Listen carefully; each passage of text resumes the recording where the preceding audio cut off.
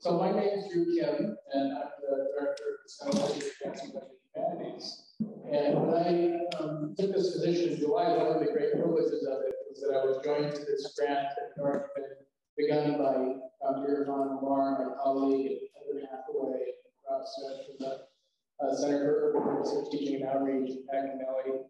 And then I got to meet all of these wonderful people, particularly Coach Manji, Rhonda Hill, and then some new people we've invited today who Caitlin will introduce you to in a moment. And it's been a real privilege and honor for me to be a part of this grant. I really want to extend my gratitude to all of our panelists for being here this evening, to Jorge Montiel and our SEPA staff for helping organize all of this, obviously to Dr. Irfan Omar, and Claire Lundblad, Michaela Keith, and our dean here in the College of Arts and Sciences, and our associate dean at Blumenthal.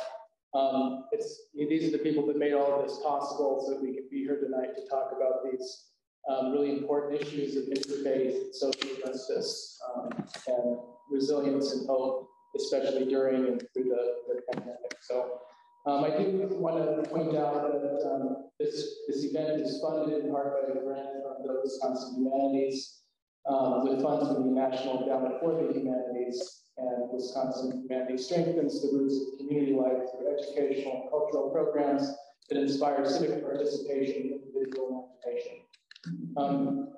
Dr. Omar is going to tell us in a little bit more about how this grant came together, but just a little bit about what we're aiming to do here. This is the third of 4 events that we have planned, and the name of our project was Interfaith Dialogue and Community Engagement Amidst the Pandemic. And our goal is to convene humanities experts, religious leaders, and community members to spark conversation about the history and potential of interfaith engagement, about justice and peace in Milwaukee. The concept was inspired by the original Muslim-Christian dialogue that first met in Milwaukee over 4 decades ago.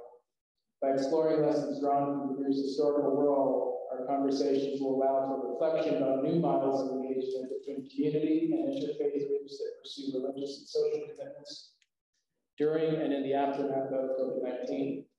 This project considers how challenges to communities related to the pandemic have been addressed by interfaith partners and aims to deepen understanding about how communities can promote nonviolence, peacemaking, forgiveness, and justice. These conversations will provide a history of interfaith engagement and encourage new efforts to address challenges caused by the current pandemic and inform responses to future crises. These conversations will highlight the transformative teachings and practices within Islam and Christianity while deepening the community's understanding of how to examine whose faith and knowledge to promote the common good. And so with that and some of the ways the grant is taking shape, I'm going to introduce my mentor and colleague, Dr. Irfan Omar. Dr. Omar received his doctorate in religious studies from Temple University in 2001. He's currently an associate professor of theology at Marquette, where he teaches courses in Islamic theology, peace studies, and interreligious dialogue. His research areas include Sufism and South Asian studies. He's edited and co-edited several volumes, including Interfaith Engagement in Milwaukee, A Brief History of Christian Dialogue, co-edited with our moderator, Caitlin Daly, and he's copies of that there, in case anybody's interested. Also, Peacemaking and the Challenge of Violence in World Religions, and the Judeo-Christian Islamic Heritage, Philosophical and Theological Perspectives. He currently serves on the editorial boards of the Journal of Ecumenical Studies and the Journal of Race, Ethnicity, and Religion. It's my distinct privilege and honor to introduce Dr. Irfan Omar.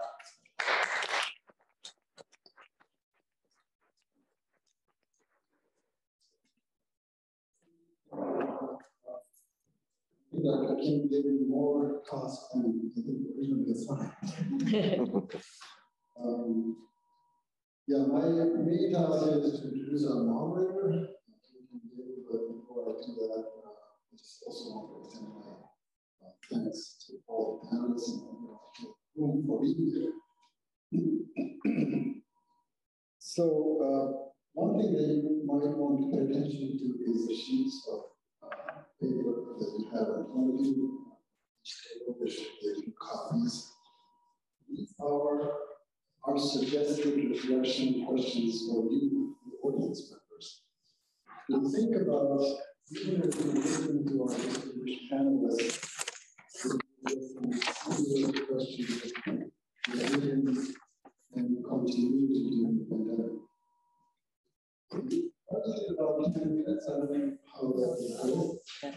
And this will take place once all the panelists have spoken on the theme of our program this evening. Those present in the room here, this is meant for each of you to share people around you on your table. And also there's sort of time to formulate a question for the panelists. And those who are attending the program virtually, you're encouraged to share your views online. And you're most welcome to send any questions you may have for the panelists.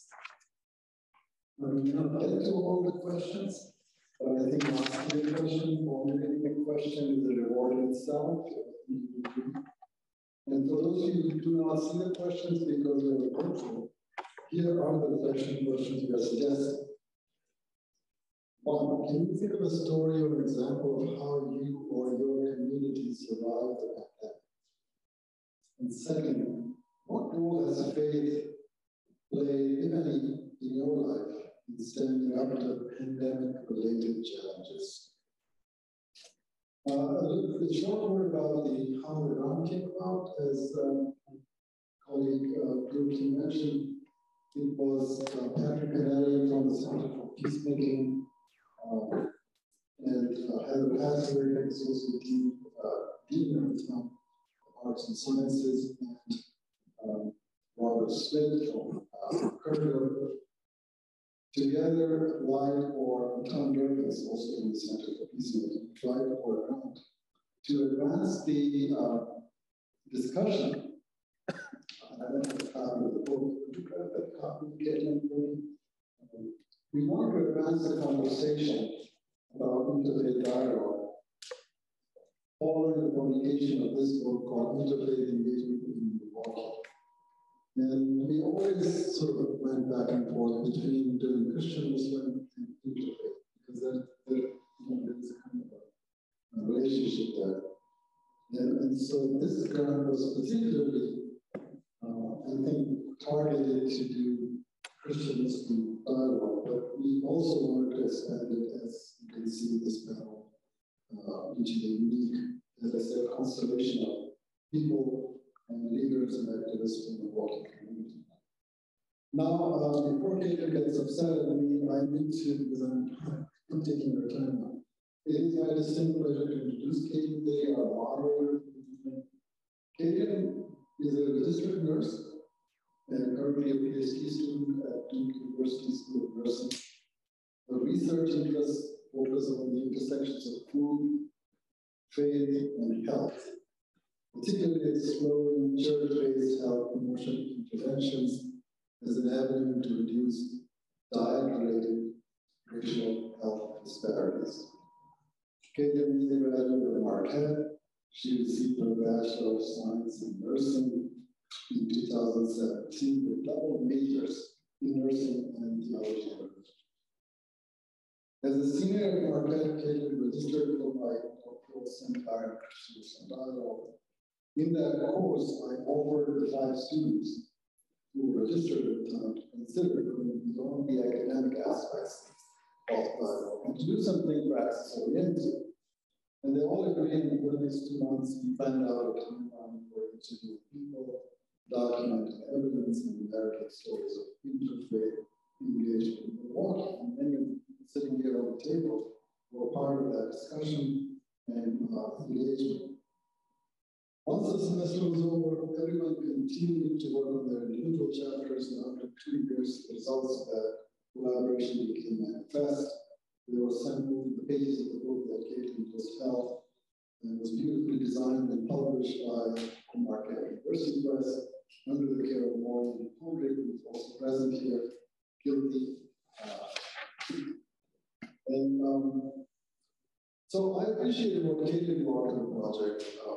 Being a science person, she asked a lot of how questions, right?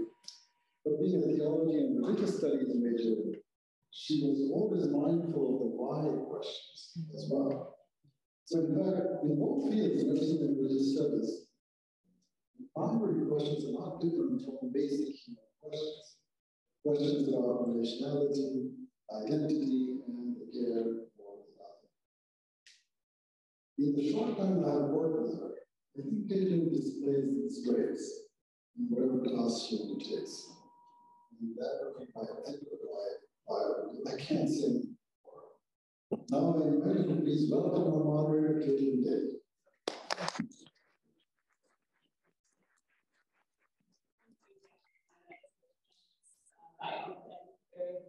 Appreciative of. Now it's my distinct pleasure to introduce our panelists for today, and we'll go ahead and get started with questions. So Rhonda Hill has spent over a decade, Rhonda Hill has spent over a decade focusing on issues of racism and poverty. She has served as a counselor, consultant, coach, and group facilitator. She's an analytical, creative, systems thinker with compassion. Her commitment to raising awareness about racism is seen through her previous work with the Milwaukee Social Development Commission, the YWCA, the Greater Milwaukee Synod of the Evangelical Lutheran Church in America, the Interfaith Conference of Greater Milwaukee, and is a founder of Race and Faith. Rhonda founded Race and Faith in 2014 to deepen conversations on racism by making room for faith. Rhonda has a master's degrees in marriage and family therapy and in theological studies. Jananna G is a founding member and the current president of the Milwaukee Muslim Women's Coalition. She has been a longtime spokesperson for Milwaukee's Muslim community and a leader in interfaith dialogue and understanding. Ms. Najib runs the Islamic Resource Center, the Cultural Center, and Islamic Lending Library. She founded the Milwaukee Muslim Film Festival, publishes the Wisconsin Muslim Journal, and directs Our Peaceful Home, the first culturally specific Muslim family strengthening and domestic violence program in Wisconsin. She is also the founder of the Wisconsin Muslim Civic Alliance, which aims to promote civic involvement. In 2016, she became the first Muslim in Wisconsin to open the floor of the state legislature with a prayer. Ms. Najib sits on many community committees, commissions, and boards, including Wisconsin Public Radio, the Marcus Center for the Performing Arts, and the Wisconsin Historical Society. Rabbi Kabul, the spiritual leader of the congregation Shir Hadash, a Reconstructionist synagogue that shares space in the Plymouth UCC Church on the east side.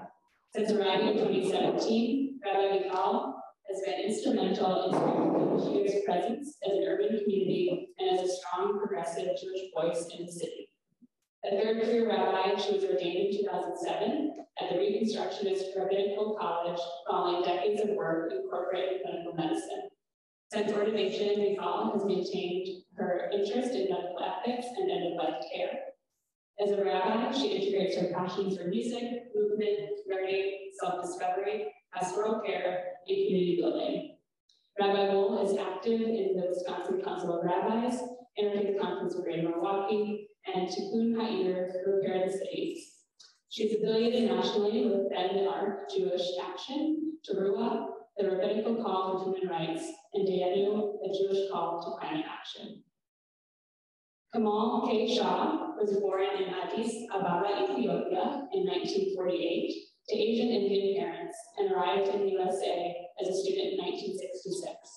He received his BBA in Finance and MBA in Marketing at the University of Wisconsin-Oshkosh. Kamal is a creative cost containment strategies principal and K&K Insurance Services principal. He was previously VP of Marketing for United Healthcare and the Assistant VP of Marketing Director for Blue Cross Blue Shield of Wisconsin. Shah is a founding member of the Hindu Temple of Wisconsin. He's a founding member and on the board of the Jain Religion Center of Wisconsin. And he is a founding member of the Wisconsin Coalition of Asian Indian Organizations. He's been involved in many social activities in Wisconsin for over the last 25 years.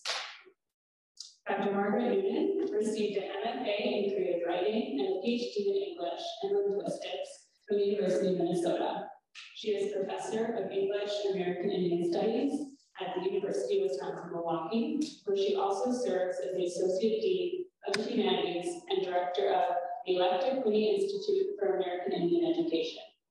She's the author of Bawajino, A Dialect of Dreams, and Anishinaabe Language and Literature, Wiwini and What the Chickadee Knows, from State University Press, which are both bilingual collections of poetry in Anishinaabe and English. To hear her work, visit www.ojivwe.net.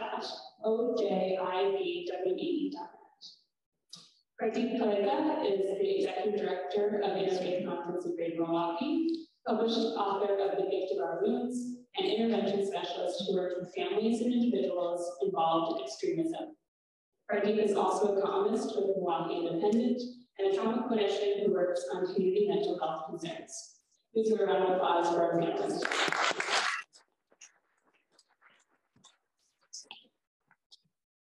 So we're going to start our panel with one question that's going to make into two parts. It was originally question 1 and 2, but we're going to make it question 1, part A and B. So I'll have you all answer this question. Part A first, and part A will be, what was one of the major challenges your community faced during the pandemic? And part B to that question, which we'll answer in the next round, is what sorts of practices helped your congregation or community manage during the pandemic? You can speak to ones that were new and innovative, or perhaps ones that were the most challenging. So we'll start with A. What was one of the major challenges your community faced during the pandemic? And we can go down the line as well. So we call if you want to start, or we can start down whichever way. I will kick it off. So thank you. So I'm a congregational rabbi in one corner of a small but remarkably vast Jewish community that's somewhat spread on the north and west sides of the area. And so there's actually, there are two things I want to mention briefly as far as challenges that were unique to the Jewish community. We're socioeconomically quite diverse. So a lot of the challenges that were suggested, they just happened with loss of employment and loss of transportation and access to food, all the things that broadly we experience. We're not specific to the Jewish community because we are so broad socioeconomically and geographically. The two things unique to, I think that are unique to the Jewish experience, one is that in the more traditional Orthodox and also conservative Jewish communities, the use of technology on Shabbat and holidays is forbidden. So as so much of our lives, educationally, religiously, shifted to virtual, online activities, regardless of a socioeconomic access, the fact that the use of electricity or the computer was not allowed from sundown on Friday until Saturday at the end of the Sabbath, or the same time during a holiday, meant that part of the Jewish community did not have the same opportunity to make that pivot. Mm. And what was so interesting, and I watched it from afar because I am not in that community, and we had our own, each part of the Jewish community had its own unique challenges religiously based on their worship style. For us, it was participatory music, which, as we know, is impossible to do virtually and be satisfying. So what was very interesting was watching the Orthodox community wrestle with Jewish law and how can we change Jewish law in practices? Because the other piece is that there are many things you can't do unless there's 10 people together in a room. So you can't be together in a room, you can't be online. So how do you practice? And it was just very interesting to watch. As some ideas got relaxed, I said, well, if we all start to pray at home alone at 8:30, it's as if we were doing it together, and we will do those things. Is that 1 minute? So the other thing I just wanted to mention is that from a timing standpoint, and that was abroad for the Jewish community of Milwaukee and worldwide, we all started to breathe some relief in July as the pandemic seemed to lift, and then watched it go back into a very difficult time. And that was right when the Jewish fall holidays were coming, which is by far the time that if any Jew is involved in a synagogue community, it is then. And I watched my community locally and nationally just really like take baby steps and just watch the world sort of shut down and pivot every day. How do we serve our community? How do we gather? How do we have this important time? And it was just, the energy and the commitment was amazing, and it was exhausting. And it was just bad timing for us with the movement of the pandemic. Thank you. And thank you also for inviting me as well. I'm going to kind of agree with you on a number of issues. I think that for the Muslim community, the issues of being various socioeconomic levels made a difference.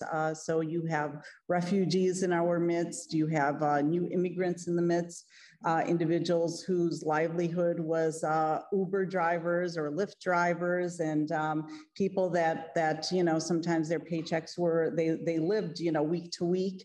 That was a tremendous burden on some of these families as well. But I think that if I was going to say what was most challenging for the Muslim community is that when the pandemic hit, this was literally days before the beginning of Ramadan. And Ramadan for us is a month of fasting. It's a month of congregational prayers where we are in prayers for hours every single night, where thousands of people all around the city gather in different gatherings to break the fast together, to eat together. This was to say that we were shell-shocked. We were shell-shocked. I think the community did not know how to react to that. I think that it was very, very difficult. The idea of not coming to the mosque during Ramadan and participating in the what we call Tarawih or evening prayers was incredibly difficult. I'm sorry.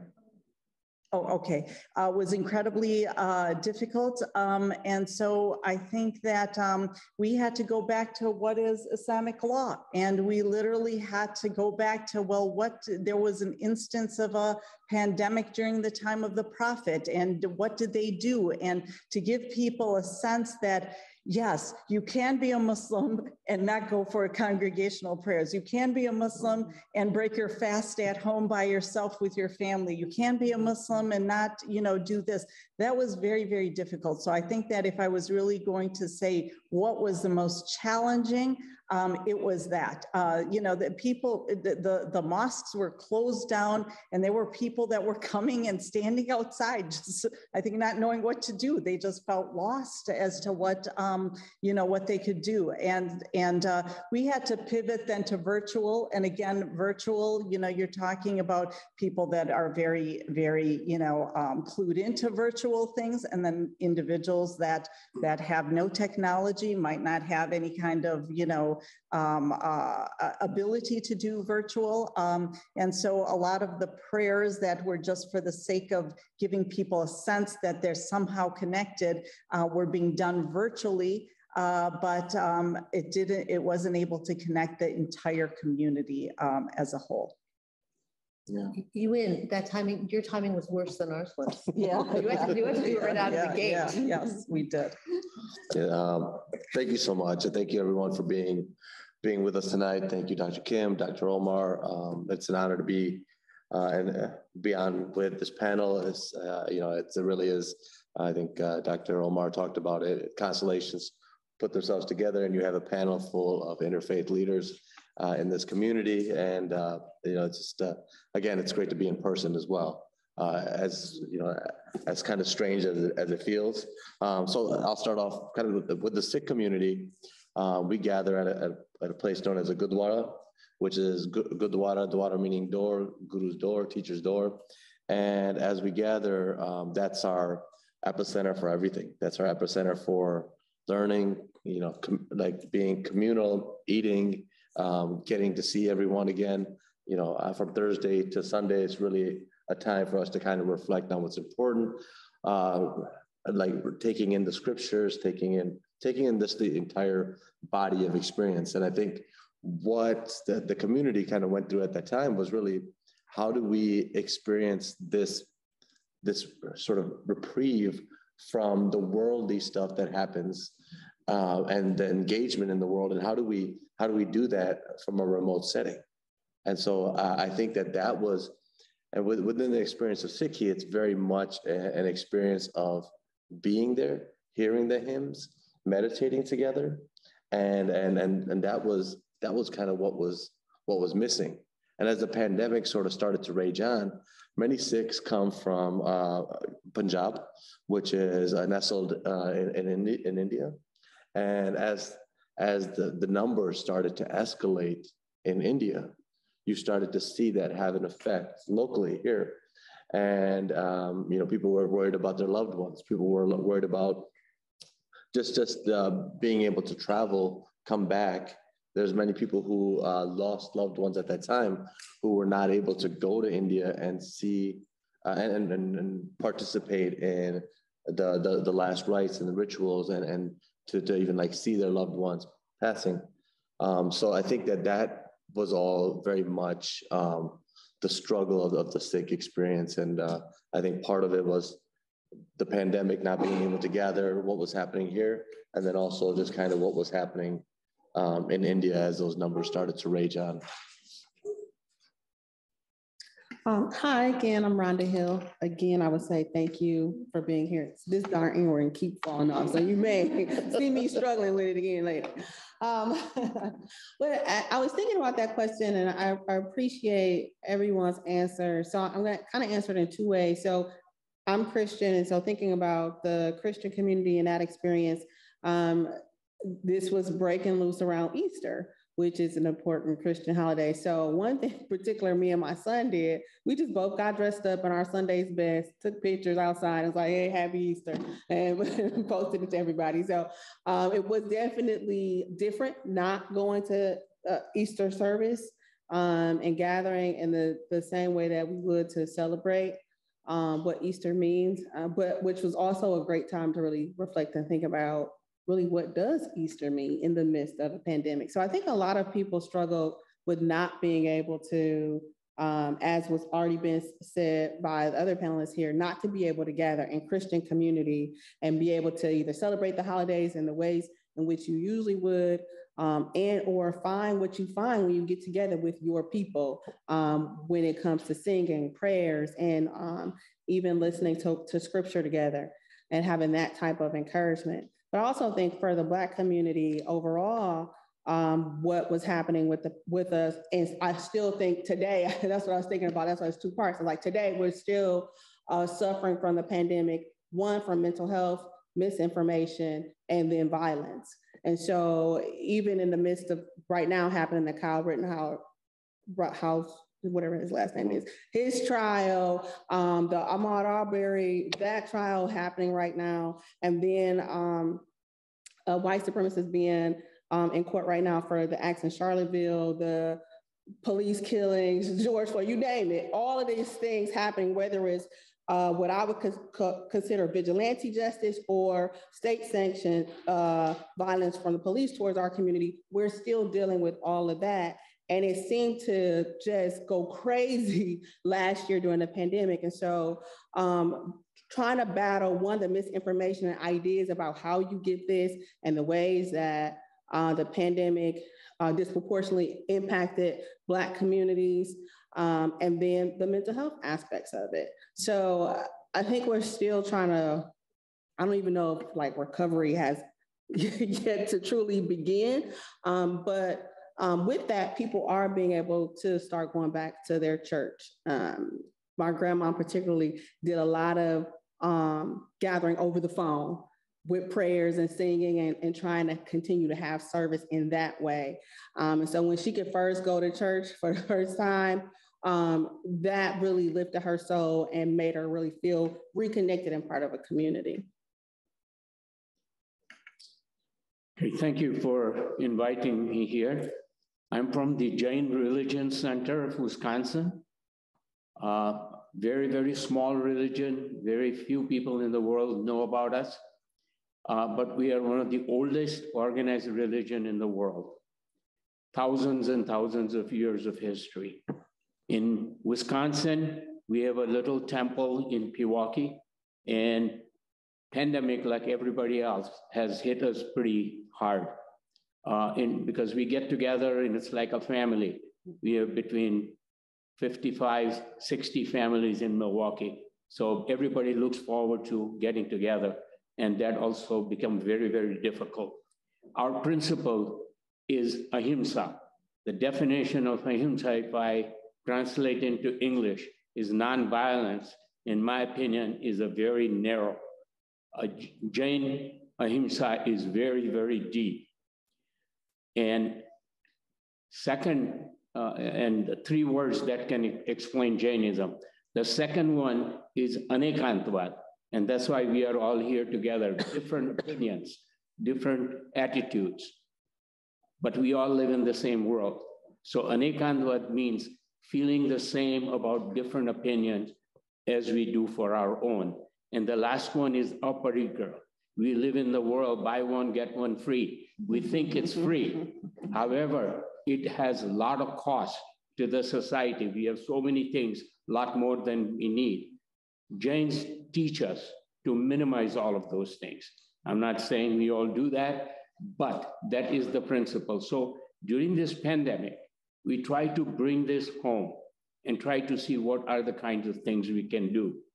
One example of we can accommodate, we have annually a group of different Jain temples in Chicago, in different parts of the country. They visit different temples. And we have a group, had a group of about 120 pilgrims to come to Milwaukee. Now, our guidelines from our board was we allow only 5 people in the temple at a time because of pandemic. So how do you accommodate 100 people, they come there if you take, and they have very tight time. With their accommodations, what we did is we removed all the cars from the parking lot. They brought, we had sleeping bags, put it in there, and they all sat there and sang together. So that's what we did. And we accommodated them. And we, of course, like everybody else, we had a lot of things online. And last example I'm going to use, anekantvad, meaning different opinions. We have a situation where we get together during Thanksgiving. We are very, very strict vegetarians, don't eat turkey. So how do you celebrate? So we have a nationwide campaign. We are asking Jains on Thanksgiving Day to fast because all these thousands of turkeys are killed. So we don't participate in it, of course, but we also fast and have our spiritually, we think of those animals.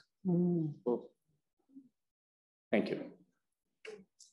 So going last, I guess there's a lot of things that I could echo. The first would be thank you for attending tonight and for listening to all of us. It's a treat to be part of the group. I guess I would say a couple of things. One is that as Native Americans in the world now, a lot of times we're just invisible. We don't have a particular phenotype or stereotypical way that people can always recognize us. So that's one thing, that we have that kind of challenge for us. But the other thing is that we have a lot of diversity. So we have many people that are of many different religions now within our communities. There are, for most nations or communities, tribal communities, some have recognition, federal, state, and some don't have that recognition. And so they're more informal communities. There are still traditional religions that would have been, the Great Lakes have been around for about 12,000 years, and most of the tribes in this region would sort of trace back to at least that time, if not, some neighboring part of the continent earlier. So there are religious practices, which for us, during the pandemic, if we talk about the things that were good, is the world really stood still. It was a lot easier for us to be out in the woods and to listen to the birds and do some of the things that would be traditionally part of our religion. There are many ways that just recognizing and being thankful for the non-humans in the world is a huge part of what people should do individually. But the hard part was not, like everyone has said, not being able to come together. So gatherings that we would have, usually seasonal gatherings or when we would get together, it was hard to not be able to do those. So similarly, we had times where very early in the pandemic, a group of us decided we were all going to dance together. We have a jingle dance that was actually came out of the last pandemic that was on this continent. And that dress was made as a dress of healing after influenza. And so that was something that right away people did, was find a time where at noon we all had our dresses on and everybody danced sort of in the space that they were in, and shared those images. And when there was the George Floyd mural that went up here in Milwaukee, we went and actually danced with folks near that mural just to kind of unite our communities. So, you know, a lot of things were outside anyway. I think probably the hardest thing for us is that we have our languages and our cultures that are not, they've been suppressed for so long by the government that they aren't really thriving in a lot of ways. So a lot of people don't realize we still have our languages, and many of us that are working to save them, it's hard to see the elders amongst us not remain. So there are many elders we could name that walked on during this pandemic. And that's a really hard thing for us to, you can't get that back. The pandemic will end, but we can't get those elders and all of their knowledge back. Thank you, teaching for your responses. The next question we'll move into is, what have been some of the practices that have helped some of the challenges that have mentioned? And specifically, perhaps ones that were, what was the most innovative practice or maybe what was the most difficult practice that you and your community were engaging with to help manage during the pandemic?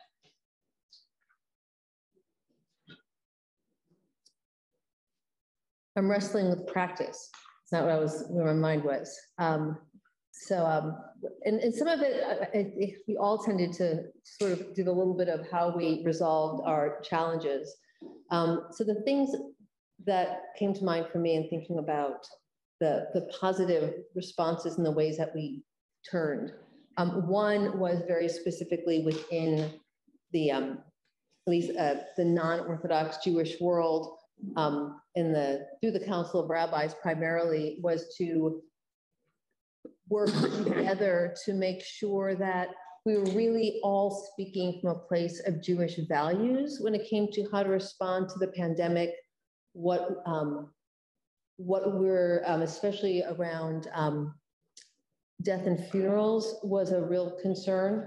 We were very lucky, I think, in general. I don't think we had a lot of pandemic-related deaths somehow. Some of that is access to healthcare and our own tendencies to believe in, to really invest in medical science, and also in Jewish values and practice. There's a term called pikuach nefesh, which is literally saving your soul or saving a life, and that is such a high bar. And it's above not breaking the Sabbath or not eating the wrong food. I mean, there's very few things that you cannot break to save a life.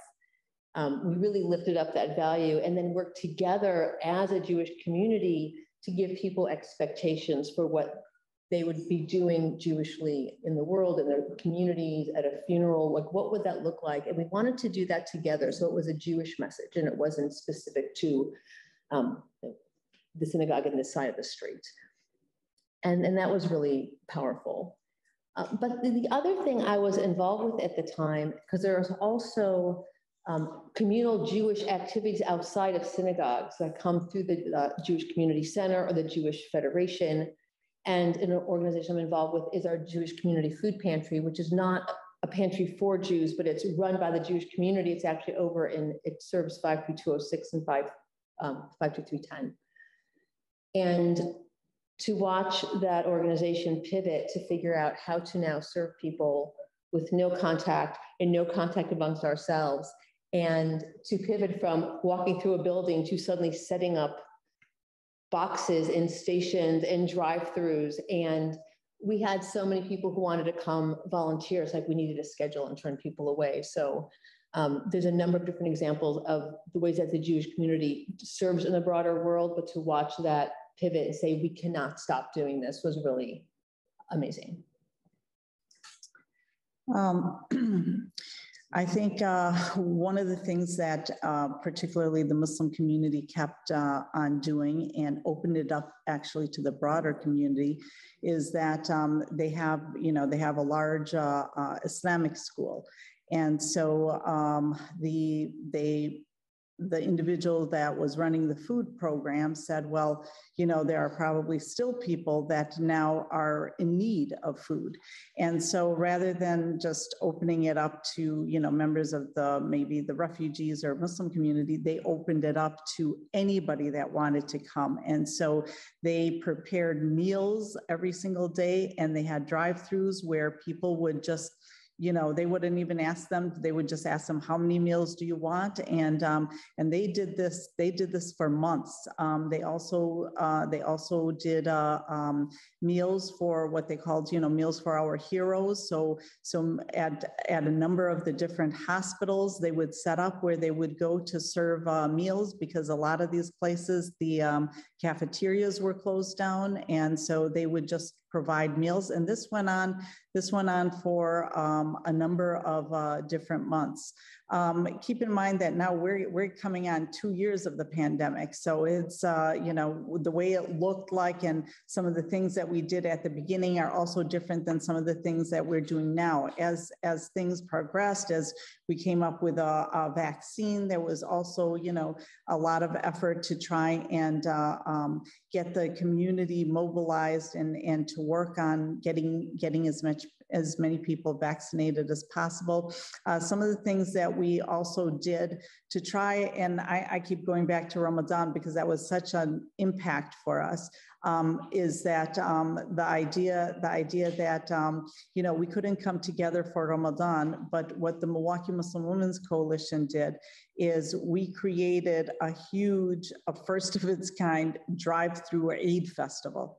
So it was Eid festival. So we actually brought animals, we brought jugglers, we brought magicians, and people would come in cars, and we had over, you know, we had about 1,000 cars come through, and the people had their kids sitting up on the roofs of their cars, you know, everything illegal what took place. But the important thing, you know, we passed out balloons, we passed out goodie bags. It was, so we couldn't be there together for Ramadan, but we had that sense of community by having this drive-through festival. Yeah.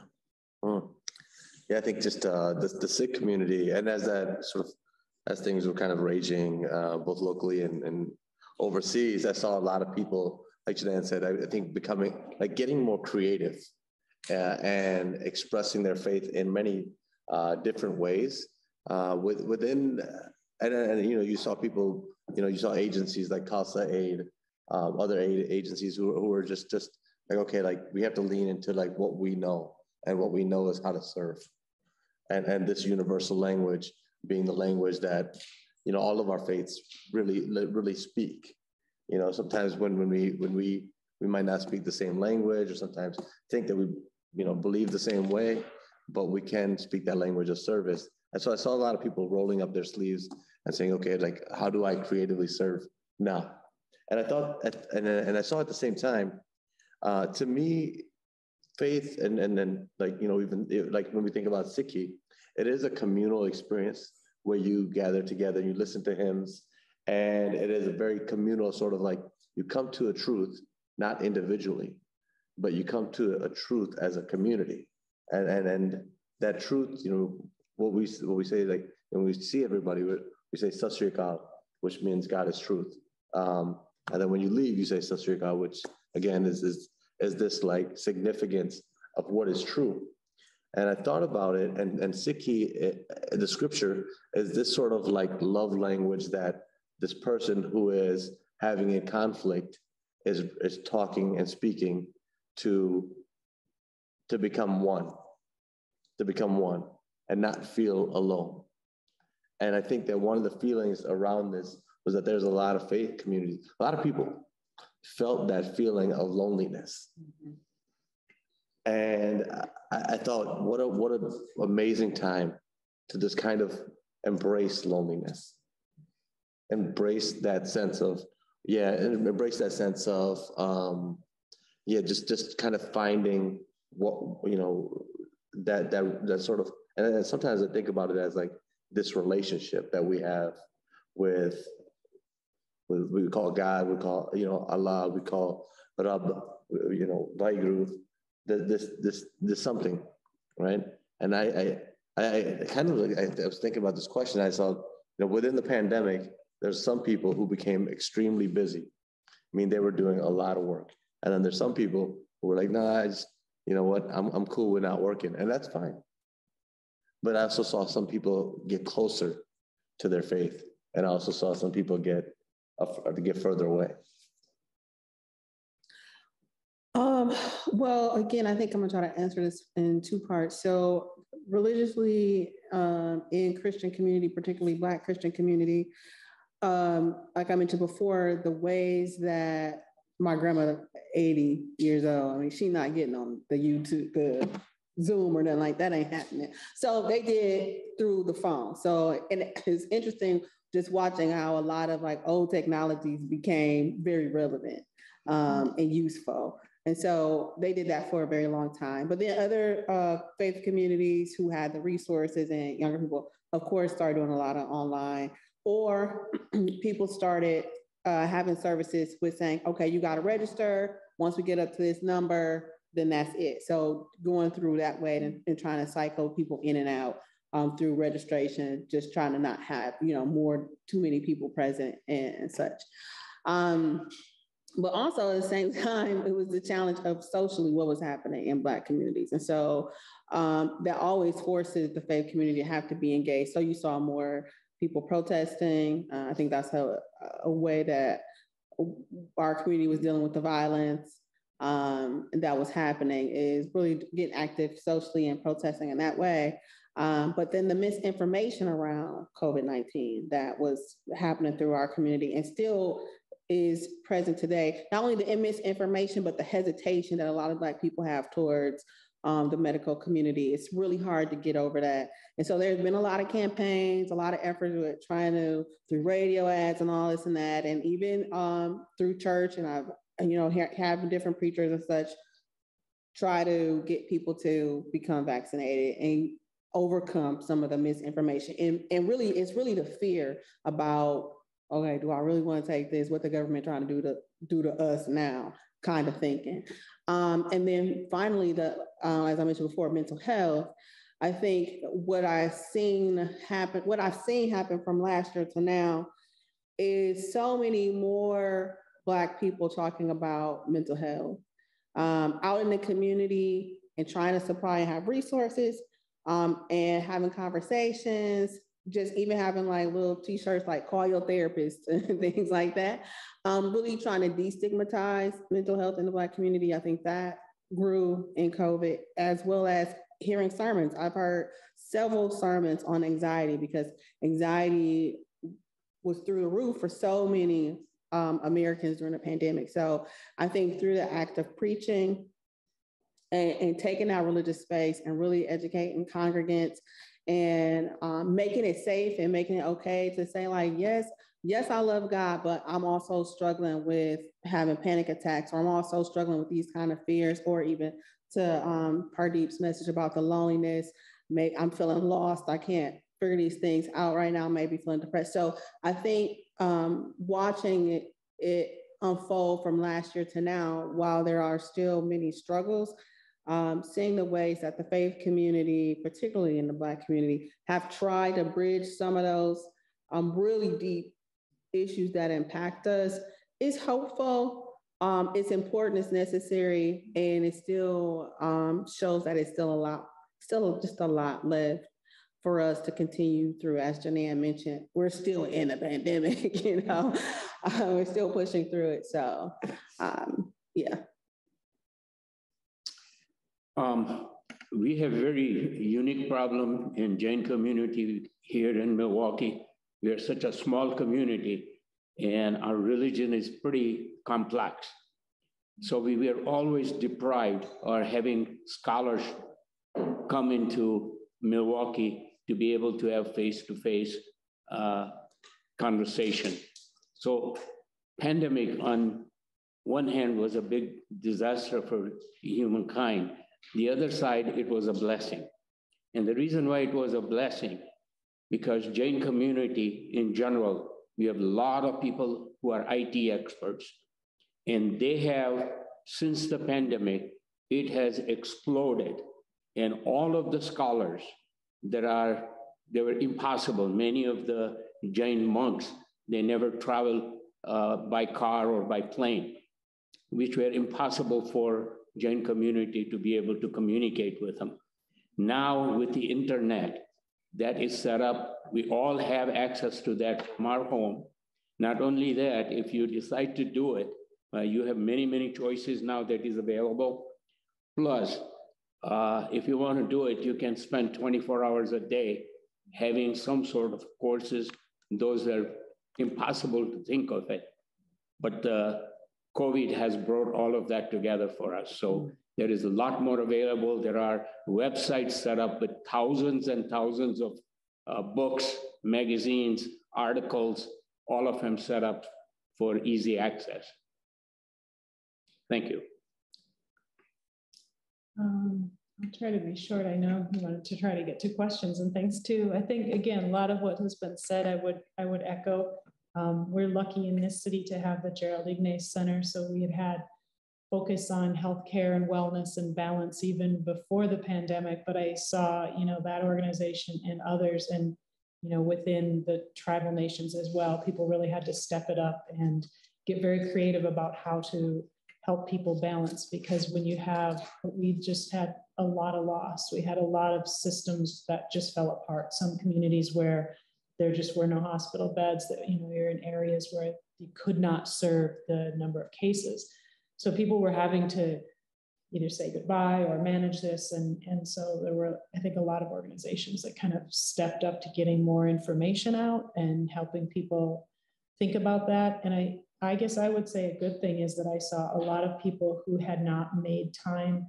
I can only speak for, we have 142 nations within just the language group that I speak in our traditional religion, which is just one of the 560 in the US, right? So this is not what all Native Americans would think, but for us, for within Meday tradition, Anamaya is to pray, and it really has at the core an essence of sort of being and focusing on that sort of sense of your own energy and the impact of it, and protecting your energy and being able to balance and understand it. And I think I saw more people understand that they really had to make time for that. So that, was maybe one good thing that came out of it. Thank you each for those responses.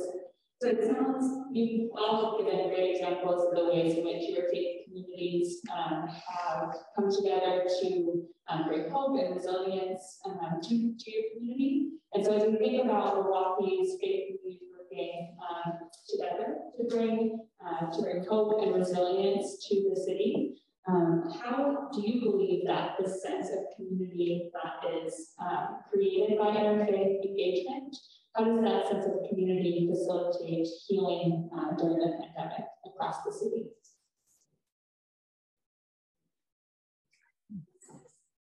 I really appreciate Rhonda kind of reminding all of us, me and all of us, that the pandemic pretty much overlaid the intensity of racial unrest, issues of racial inequity, as well as the political polarization.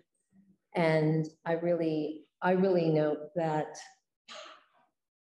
to me, there's like almost, it's kind of, there's a divide.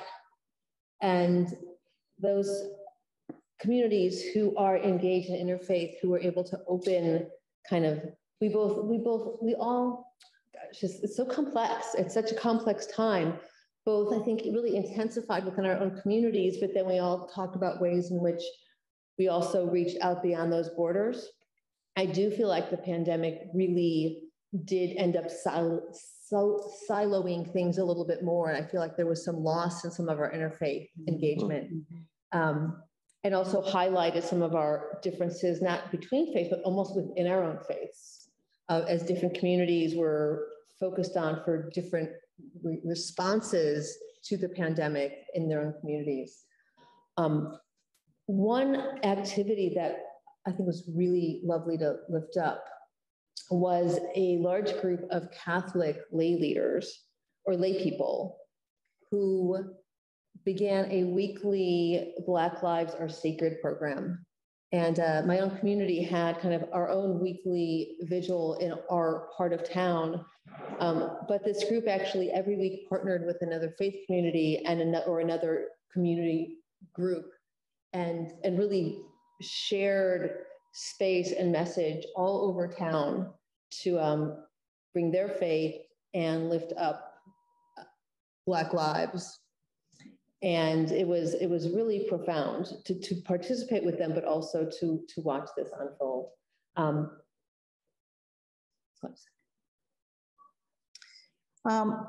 I can talk kind of a bit about my organization and what we did, and also within our community. So whereas, of course, the formal group gatherings of interfaith and some of these projects kind of were put on hold, there was a lot that was taking place virtually. Around really significant questions, again, about the structural racism. I think that, you know, the pandemic was a horror, but it really opened our eyes, and they needed to be opened. I think it laid open quite a few things. For the Muslim community, we were coming out of an administration, you know, whose first act in office was to institute a Muslim ban, whose, Islamophobic rhetoric was just nonstop. And then going into COVID, where, you know, there was no real response coming from the administration. And so it was just one layer upon another layer. And I think that what was very important and what we realized very clearly, especially with the polarization politically that had taken place before the pandemic and was compounded after the pandemic, is that for the Muslim community, we knew that we were not standing alone. We had a tremendous amount of allies. And it became not a matter of, let's say, Muslim and those of other faiths, for example, or, you know, minorities and whatever. It became a matter of those interfaith groups that believed in justice for everyone, equality for everyone, and those that had their own version of, you know, I always say, you know, belief that God loves them best, you know?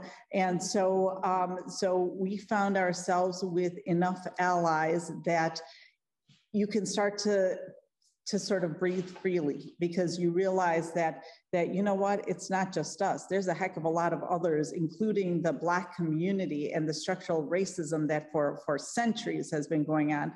And so it made us, as well as a community, to not look at ourselves as people that needed to have advocates, but as a community that needed to really stand up and advocate for others, because there were others that were in need as much as we were. Yeah, you know, faith in America and religion in America continues to be one of the least understood parts of a person's experience, and it's one of the most, to me, it's one of the more important parts of a person's experience. And I think that there's an injustice in just that, is that this cultural part. I mean, I had my daughter went to school this morning, and they were doing a class on Punjabi culture, on Sikhi culture, right? And she's like, "Dad, they're showing me a video of Honey Singh and Katrina Kaif dancing in Bollywood movies," and I was like, "Does your class need me to come there and do a lecture?" But I think it was this like sort of like superficial understanding, and I think that somewhat of us has to understand that we all kind of have superficial understandings, maybe not even just like someone else's faith, but our faith. And I think that Rhonda when she talks about mental health, I love when she talks about mental health and the intersection of race, faith, and mental health, and all the, like, that's the total, like, sort of part of a person's experience. So in my naiveness, I thought that when this pandemic began, I said, well, good, in a way, because now the global community has a pandemic that they all can go through, and no one can say it's based on race, religion, all of these things that sort of divide us, and somewhat of a communal enemy can bring everyone together. Again, in my naiveness. And over time, so we launched a podcast called Deepening Our Faith initially, and then just talked about the way our different faiths are going to be able to navigate this and how we can deepen our faith through the pandemic. And as the summer of 2020 started to break out, and we saw inequities and injustices inside the injustice of the pandemic itself, we started to realize that faith alone, faith on a personal standpoint, was not enough, that we have to walk our faith, that we have to get out there and we have to do things together. And that's going to create a better world. That's going to create, so hopefully that's the lesson that's learned out of here, is that we have a shared destiny. And that destiny takes all of us, not just having faith alone, but walking that faith. Yeah, I highly value interfaith community just for things that are happening like this tonight.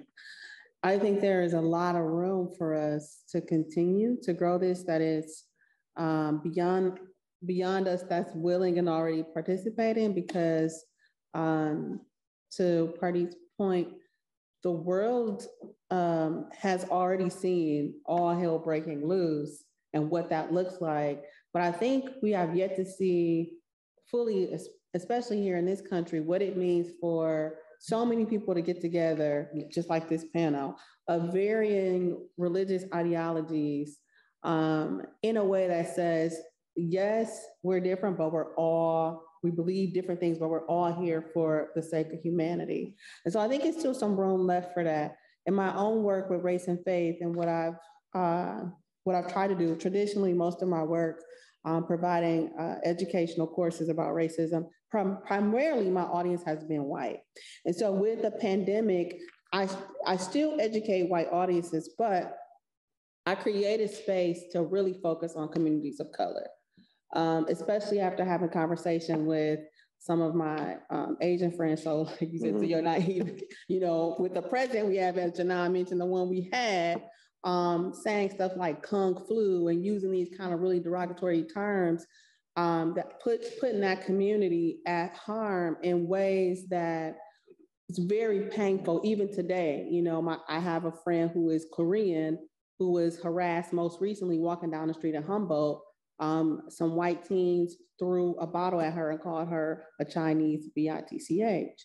And I called her immediately to try to give her my heart the best way that I could. So it's a lot of room for us to still show up and stand up for humanity, and knowing that what was done last year racially at the beginning of this pandemic it still haunts communities of color.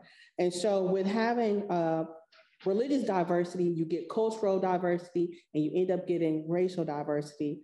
What a powerful way it would be for us to really make a real stand together all collectively in a way that this country could see, to model something different with so much political divide, racial divide, and social economic divide. And so with my work now, I really try to do a lot of caring for people of color, and not understanding that racism isn't just about educating white people, but it's also helping us heal from our own wounds and the oppression that continues to happen to us through this experience here in the United States. And so I just think that is an important piece that we can still tend to together. How do we help each other as supposedly racial minorities to really heal from racial oppression? And interfaith can help us do that. That's my point. Interfaith can help us do that. As I said, because we are such a small community in this country, this pandemic offered us a very unique way of helping out. India's population is about 4 times that of the United States. And those people who are here, they have among the highest per capita income. So we have a national umbrella organization And we came together and said, vast majority of the population in India do not have health insurance or access to the medical that is needed under the pandemic. So we got together and decided to help out in two ways. One was financially. And one advantage India has is we don't have as many strict rules as they do in this country as far as providing the medical care. On the other hand, we have a lot of physicians in this country as well as in India. So we were able to collect enough funds and provide physician services in World War type tents. And COVID patients were helped there at no cost. And believe it or not, in entire India, as of today, 12,000 people have COVID cases, new cases. We look at it in Wisconsin, as of yesterday was over 3,000. For a country of 1.2 billion, this happened. Why it has happened, I can't analyze all of that. But it is because of faith, and it is all the people from around the world helping out a community which doesn't have anything. So I think it goes beyond any religion or any country or any civilization. This is a cause that we all can fight for. So I think we learned a lot of lessons. I personally did. Thank you. I think we were asked to give one little example of one thing that we did. It's hard after all of these great comments to almost remember the question, right? But on our campus, we had been working for a number of years. It was an idea that someone had about 5 or 6 years ago to have a fire circle. And we had that delayed when the pandemic started. But then we recently got that installed, and it's been interesting to see how immediately, almost every other day, somebody has used it. And because we had put it out there as a way for the entire campus community to take what was kind of viewed as an indigenous tradition on this continent initially, but then see it through their own lens. And I think it's been really nice to have them see each other. So the very first day we had an Eagle staff there, and we had songs and we had ceremony. But then the very next day it was Samhain. And so it was, people were there speaking Irish and working to revitalize their language. And so it's been very interesting when you put something out there that means a lot to you and you're willing to share it, how others will find ways to fit that into their own view. And it can, I think, surprise people sometimes. So maybe that's some of what folks are saying here as well, with having empathy for others and sharing traditions. There's a lot of value in that. Wonderful. Thank you to all of our panelists for their openness and sharing their perspectives and their experiences. Give a round of applause for our panelists.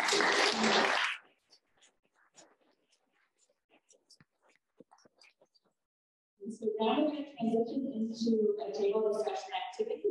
Keep an eye on time, so we're going to shorten this to about 25 minutes, and then we'll finish off the last 10 minutes with Q&A with the panelists. So what I will invite you all to do is take a look at the questions that you have at your tables, and you can either think or reflect individually, but I also encourage you to share out with others at the table for your ways. And at this time, I'll get the panelists to join the tables as you go forward. And I'll bring you back to the Q&A about that. Okay.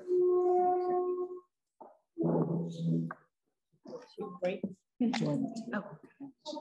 The table talks. Or take a quick break. Picture. Yeah, let's.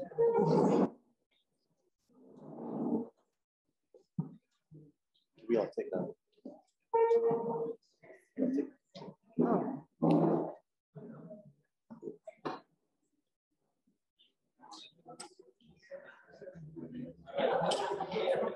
We'll divide up though, I don't know.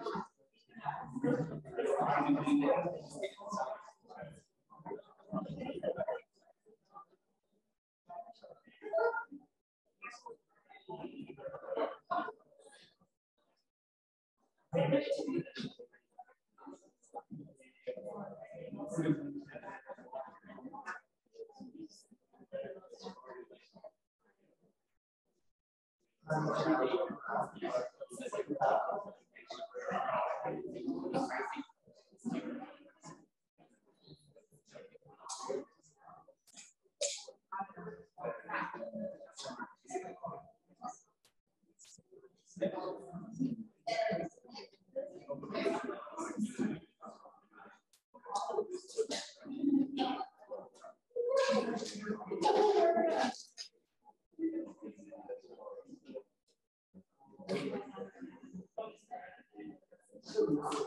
right, at this time, I'd like the panelists to return to the front of the room and we'll start the Q&A session.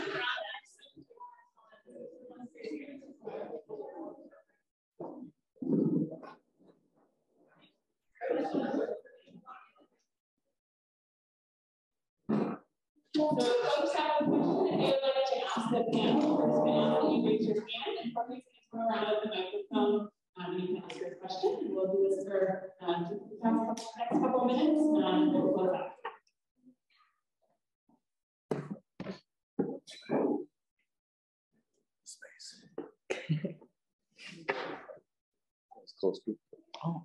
So what were some of the challenges and mobilization efforts that you all experienced within your faith communities in regards to the vaccine and trying to encourage communities to be at least open to that possibility?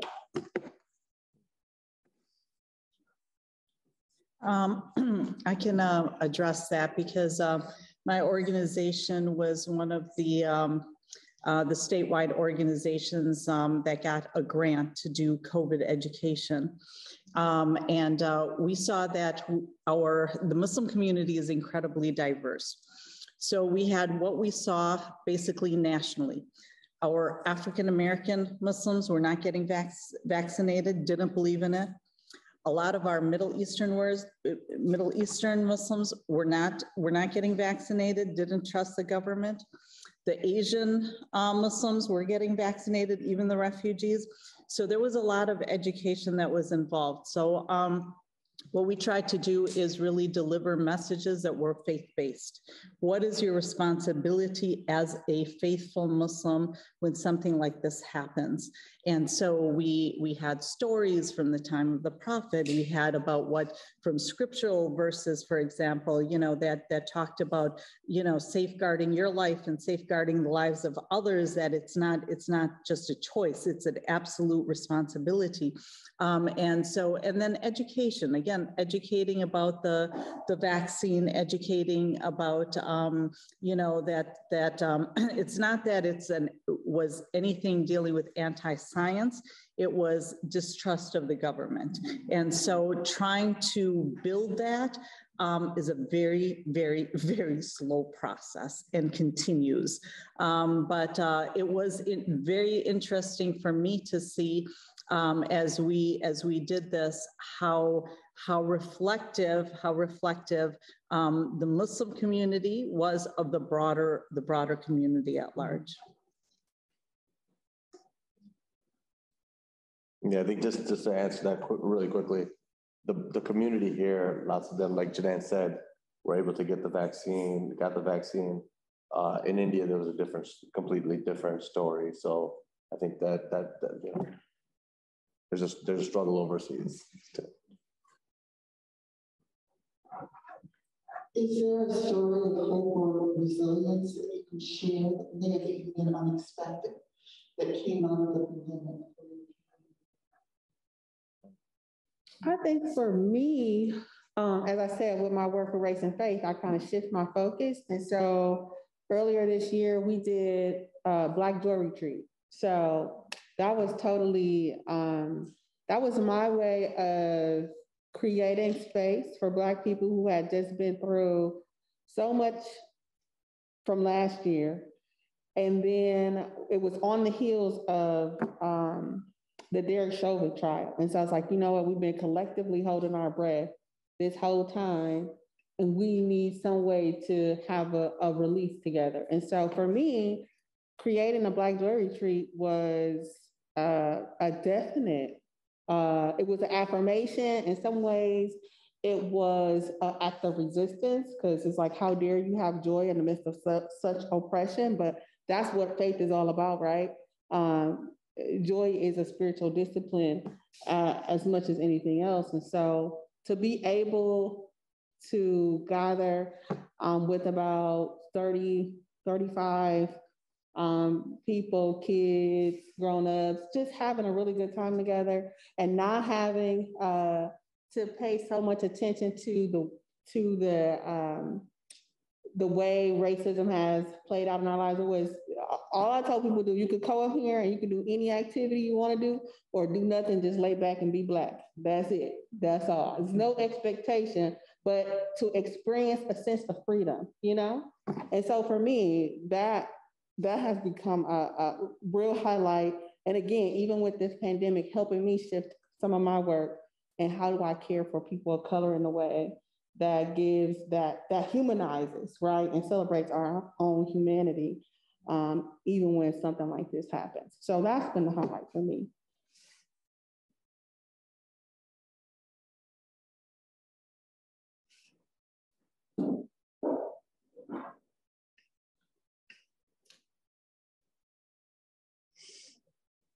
Thank you so much. Rumi has a lot of imagery that involves diversity of religions, and I think that you would agree that paradise would look like this: diversity, and talk of resilience, and talk of hope. It's really fascinating for me personally. I wanted to ask if each one of you could say something about, once we finally push this pandemic into the sea, wherever it goes, is there an activity that you suggest for each of us?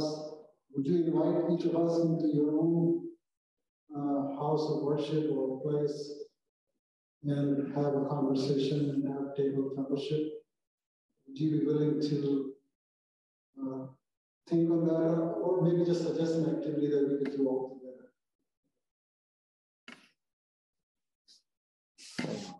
I would say, let's just have a big old potluck. And I'm a picky eater. So I'm not saying this because I want to eat everybody's food, but food is one thing that brings people together. It's a cultural expression. And with the pandemic, we haven't done potlucks because you're like, I don't know, questioning a lot of things. So if we do push it into the sea, as you suggest, how about just having a big old fat potluck? Yeah. Rumi was definitely a brilliant thinker, philosopher, religious leader. I was surrounded by brilliant young minds when I was at this table. And one of the things that was reminded to me was just how important gratitude is.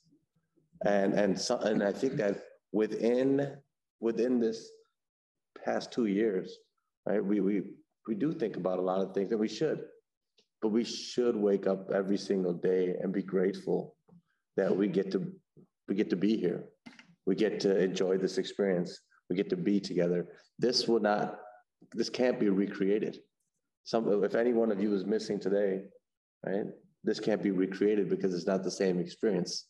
So I would ask, for those that feel comfortable, for those that are okay with it, if we can take a picture after this with all of you and show that, we can have some of these events where we do gather together, and then we can also publicize this as well too. Can we do that? Can we just have a small picture? As small as 50 people in the room. Oh yeah. 50 people in the room. We just. One more response.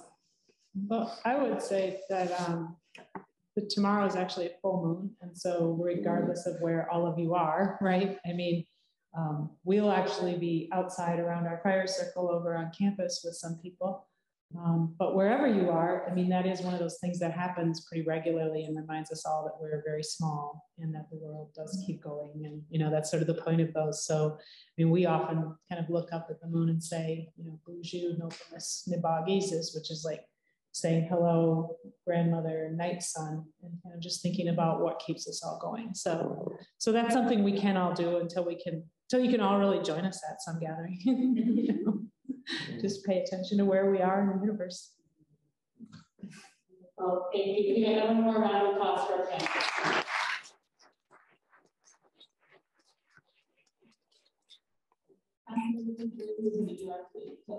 Okay, just thank you. Oh, okay. Y'all hear me, right? Okay. So thank you again for being here, for taking the time out of your day to come and listen to this amazing panel. I did also want to, I shamefully omitted to thank a couple of people at the beginning, and so I want to remedy that now. So the Culture, Conflict, and Interfaith Student Group, those of you that are still here, could you stand up, please? So they're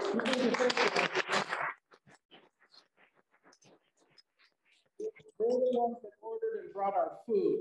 And they're also a student group that formed on their own initiative. They're part of Dr. Omar's class to talk about these issues. And so great gratitude to them. And then also one more, Parisa Shirazi, because she's been helping us with all of these.